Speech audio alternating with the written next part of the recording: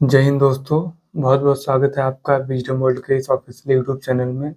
जैसा कि आप लोग थंबनेल में देख ही लिए होंगे, today we will discuss about first part of Indian constitution. आज हम भारत के संविधान के पहले भाग के बारे में डिस्कस करेंगे। इसके पहले आप लोग प्रियम्बल और हिस्टोरिकल बैकग्राउंड इंडियन कॉन्स्टिट्यूशन का देख चुके हैं। हम बात करेंगे संघ और उसका राज्य क्षेत्र के बारे में। जो पहला भाग है उसमें आर्टिकल 1 to 4 को पहले भाग में रखा गया है। पहला जो होगा संघ का नाम और उसके राज्य क्षेत्र। पहले भाग में लिखा गया संघ का नाम और उसके राज्य क्षेत्र क्या होंगे। पहले भाग में लिखा गया इंडिया दैट इज भारत राज्यों का संघ होगा। भारत राज्यों का संघ होगा और वह राज्य और उनके राज्य क्षेत्र वह होंगे जो पहली अनुसूची में निर्दिष्ट किए जाएंगे। भारत के राज्य क्षेत्र में पहली अनुसूची में निर्दिष्ट राज्य क्षेत्र और ऐसे अन्य राज्य क्षेत्र जो अर्जित किए जाएंगे समाविष्ट होंगे।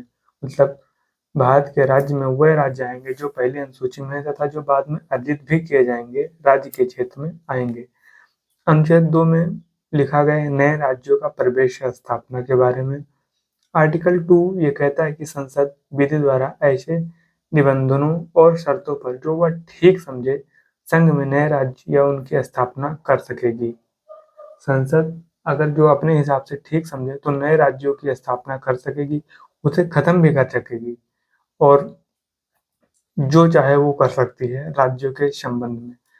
आर्टिकल 3 हम देखेंगे नए राज्यों का निर्माण और वर्तमान राज्यों के क्षेत्र सीमाओं या नामों में परिवर्तन के बारे में। अनुच्छेद 3 ये कहता है कि संसद किसी भी संसदीय विधि द्वारा किसी भी राज्य का नाम बदल सकती है, नए राज्य की स्थापना कर सकती है। हम संविधान की भाषा में देखें तो लिखा गया है किसी राज्य में से उसका राज्य क्षेत्र अलग करके अथवा दो या दो से अधिक राज्यों को या राज्यों के भागों को मिलाकर अथवा किसी राज्य क्षेत्र को किसी राज्य से भाग के साथ मिलाकर नए राज्य का निर्माण कर सकेगी। जैसे किसी राज्य का क्षेत्र बढ़ा सकेगी, किसी राज्य का क्षेत्र घटा सकेगी।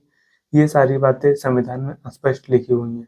किसी राज्य का क्षेत्र घटा सकेगी, किसी राज्य की सीमाओं में परिवर्तन कर सकेगी और किसी राज्य के नाम में भी परिवर्तन कर सकेगी।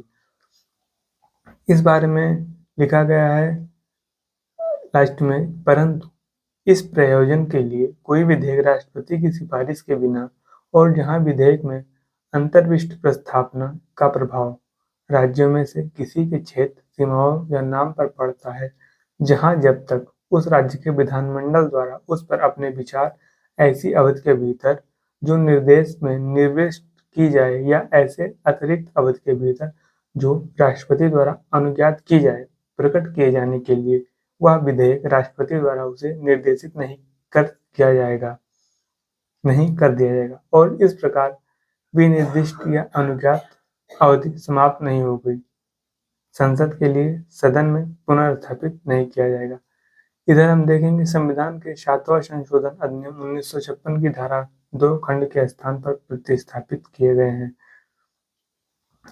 फिर हम स्पष्टीकरण में अगर देखना चाहें तो देख सकते हैं कि संसद को प्रदत्त शक्ति के अंतर्गत किसी राज्य या संघ क्षेत्र में किसी भाग को किसी अन्य राज्य या क्षेत्र के साथ मिलाकर नए राज्य या संघ राज्य का निर्माण करना है।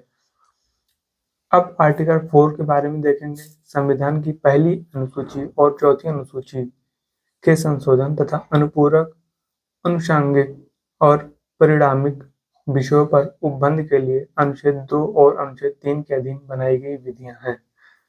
अनुच्छेद 2 या अनुच्छेद 3 में निर्दिष्ट किसी विधि में पहली अनुसूची और चौथी अनुसूची के संशोधन के लिए ऐसे उपबंध अंतर्विष्ट होंगे जो उस विधि के उपबंधों को प्रभावी करने के लिए आवश्यक हों तथा ऐसे अनुपूरक अनुषांगिक और परिणामिक उपबंध भी जिनके अंतर्गत ऐसी विधि से प्रभावित राज्य या राज्यों के संसद और विधानमंडल या विधानमंडलों में प्रतिनिधित्व के बारे में उपबंध है अंतर्विष्ट हो सकेंगे जिन्हें संसद आवश्यक समझे। उपरोक्त प्रकार की कोई भी विधि अनुच्छेद 368 के प्रायोजनों के लिए इस संविधान का संशोधन नहीं समझी जाएगी।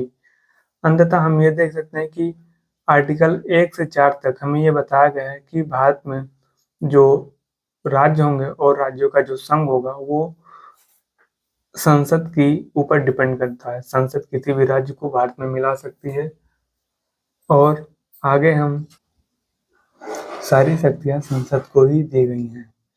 ऐसा इसलिए किया गया क्योंकि आज़ादी के बाद कई ऐसे राज्य थे जो भारत से अलग होना चाहते थे, किंतु सरदार वल्लभ भाई पटेल, जिनको आयरन मैन भी कहा जाता है, उन्होंने कई रियासतों को भारत में मिला लिया और इस संविधान को ऐसा आकार दिया कि जितनी भी महत्वपूर्ण शक्तियां हैं वो संसद के पास हैं तथा जो राज्यों के लिए आवश्यक है वो राज्यों को दी गई हैं।